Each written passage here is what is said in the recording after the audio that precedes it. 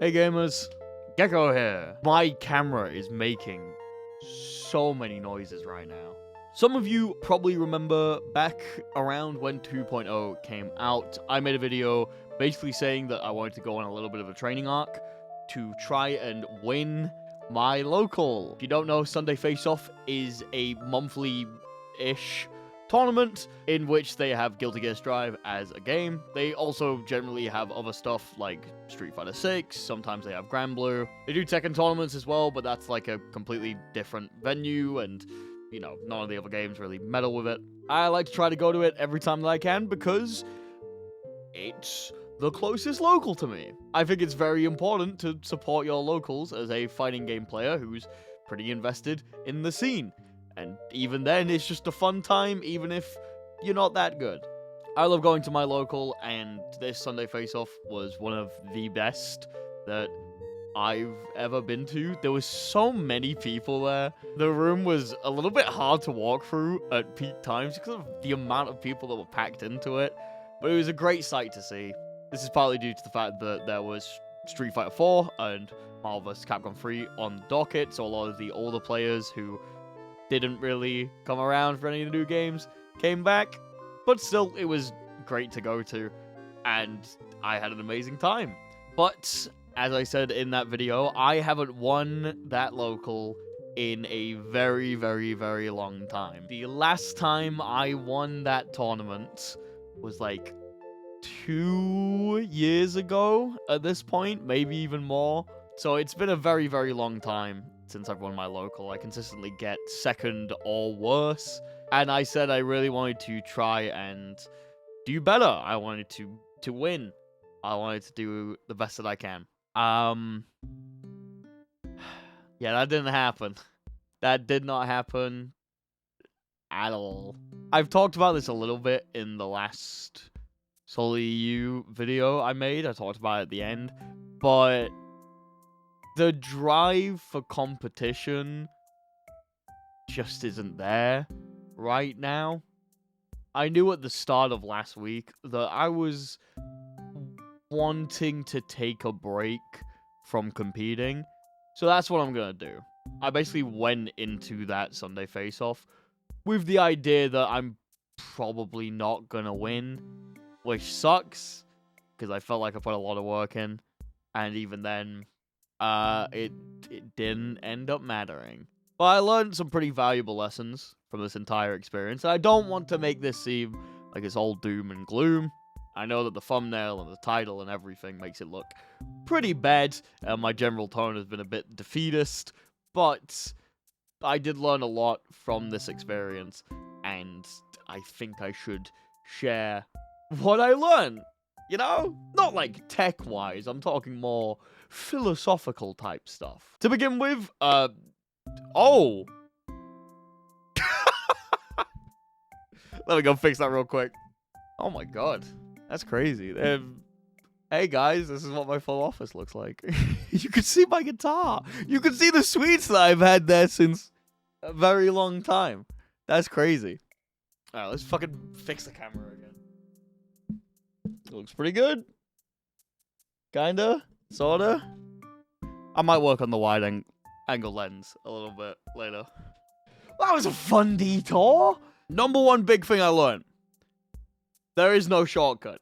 Unless you're like someone who is dedicated to the idea of I am going to play the greatest of the greatest of the greatest, there is no massive shortcut that is just going to immediately make you better. I thought Jam was going to be the answer to a lot of problems that I was having when competing in Guilty Gear Strive. Very high mobility, super insane mix-ups can really fuck people up when they're not focusing on it, and just shits damage in the correct situation. Not enough. Just not enough. Playing Jam revealed that there was shortcomings in my game plan that my other characters had just covered up. I used to think my neutral was really good, but Geo and definitely Unica were just kind of playing the neutral game for me. Having to actually commit to something with a hard read in neutral was really fucking hard. And it really messed with me for a very, very long time. Number 2, Burnout. it's really fucking annoying. When you start something and you are, like, invested in it, it's really easy to just kind of keep going and to not stop. But burnout doesn't happen, like, immediately. You don't just do something for one day for a really, really long time and then never want to do it again. It's slow and it creeps up and it slowly deteriorates everything that you feel. I was really enjoying Jam for the longest time, but the fact that I wasn't seeing, like, direct competitive success with her was slowly itching away at me to the point where 2 weeks before I got to the destined date of me playing in my local, I didn't want to touch the game. I didn't want to play Strive, which is a bit of a problem because, you know, it's kind of my livelihood. Really wasn't good. Really, really bad for me. 3, focusing on numbers will make you go insane. There's a lot of stuff in Strive that you can, like, focus on, but when you're in Vanquisher, focusing on the number that you have will genuinely just make you play worse. The amount of times where I was like, I need to keep playing because I've lost duel rating, or I felt bad because my duel rating went below a certain threshold, was just stupid. And it really just hindered my progress because I was playing to get competitive points instead of playing to get better. And as you get better, those points will go up anyway. It's an argument I've said before, especially on, like, the main channel and stuff. But it is an easy trap to fall into, and it is one that I definitely fell into multiple times. 4, if your heart's not in it, there's no real point in doing it. For the longest time, I've sort of been battling with the idea of what it means to compete and what it means to play. Because obviously it's a little bit different for me. This is my job and my livelihood. Talking about the game is the way that I pay my rent, which is a really weird sentence. But how competition lands in that is kind of weird. Fighting games inherently are very competitive just by their nature. Someone always wins and someone always loses. It's very rare that you'll find yourself in a casual situation where you can just both win or both have, like, an objectively good time. Obviously, you can lose a set and still have a good time, but generally, winning is the objective. Winning is the thing that you want to do. So the moment that you stop being, like, super casual, the only real avenue to go through with fighting games is to compete, right? Like, that's the thing that you're supposed to do. Going to your locals has the general idea that you are going there to compete in a game.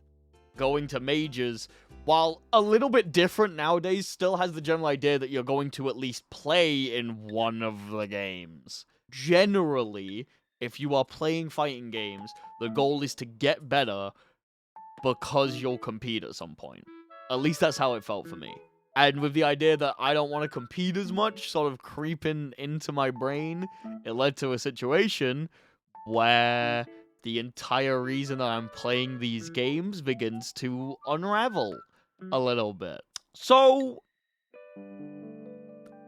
I don't really know what to do. And even, like, sitting here now talking it through, it does sound like this weird, insurmountable problem from that position in my mind. But I had a bit of a moment while at my local. Right before the bracket began, I, like, ordered a burger from the downstairs kitchen because I wanted to eat. I hadn't eaten all day. I wanted to make sure I had something in my stomach, because if I could play on an empty stomach, I'd just play worse. I was sat there, just on this, like, little elevated platform, looking over, and I just see, like, 50 people in the crowd. All there, just, like, chatting, playing different games, laughing, just having fun with each other. It was a moment of just, like, clarity. Really like a razor through, like, a fog. Just this moment of everything just making sense. And it's like, the whole point of me doing this wasn't because, you know, I'm here to win. The whole point of me doing this wasn't because of some fucking number or statistics or anything like that. The reason that I play fighting games, and the reason that I still show up to things, even when my heart isn't necessarily in it, is because the people there are awesome. I had a situation that I always fucking dread where I fight someone and they kick my ass. And then they go, GG's, I watch your content, by the way. A wonderful lass called Ava beat me. Got up and just went, hi, Mr. Streamer. I was like, you gotta be fucking kidding me. But, like, it's nice. It's cool. It shows that even if it is a tournament with something on the line, even if it's like a fucking bacon sandwich or some shit, at the end of the day, we're here because we like playing the game and we think the game is fun. That's all that really matters. But that doesn't mean that I'm not burned out. So what's the plan? Well, I'm taking a break from competing just for a bit. I'm not gonna stop playing Strive, don't worry. The whole Blazing Pass thing has got me really interested in doing dumb shit in the game and just playing fighting games for the sake of playing dumb fighting games. It's what we did on this channel for a very long time. We would have the Kosoge hour where I would just go and play like 3 dumb and weird fighting games in a stream, and I might bring that back. It's quite fun. It's quite silly. But I do want to spread my wings a little bit. I've been playing Devil May Cry 1 on the stream because I want to make like a whole retrospective thing on the franchise. And last stream, we actually had the problem where my internet decided to fucking die at the end of the stream, so we didn't get to finish that. So we're going to be finishing that tonight, and I have a little treat as well. If you want to see one of the worst PS2 games that has ever been made by like a major publisher, you should come to the stream tonight, because about like an hour and a half in, we're going to be jumping off of Devil May Cry 1 after we finish it, and we're going to be going on to everyone's favorite character action game, Devil May Cry 2. It is bad. I can't bury the lead on this one. It's bad. A Dante playthrough takes about like 3 hours, so we'll probably just do that, and then we'll have to come back to it as well and play the other character, who I've unfortunately forgotten the name of. I've heard she has a little bit of a better campaign than Dante, but that's not hard. But yeah, expect like just a little bit more variety, but there's still gonna be Strive things. Robot Guy is probably gonna come out in like 2 months or something, so I'm not gonna be gone forever. And I will eventually go back to Salty. I just kind of need to sort a couple of things out. Competing when everything else isn't in order is a recipe for disaster. So I need to get my shit in order before I can go back to competing. So yeah, if you don't want to burn out, pace yourself. For the love of God, please pace yourself. Treat yourself right, because if you don't, you'll just end up hating the things that you're doing. And just take a bit of time to reflect and think about why you're doing the things that you're doing. And also, like, do something else for a little bit. Take a break. Take a break, bro. But yeah, that's just about everything I wanted to say. I might fix my, like, streaming room a little bit so that I can do that full camera angle, because it actually didn't look that bad. I kind of liked how it looked. I preferred how it looked. I got stuff I could probably put on that wall. So yeah, thank you all for watching. I hope you all enjoyed. I know it was a bit of a different video today, but I still wanted to try and get something out. Hopefully I'll see you on the stream in a bit. I'm aiming for 7 p.m. my time, so however long that is. Hopefully I'll see you on the stream. Thank you all for watching. I'll see you all next time. Bye-bye.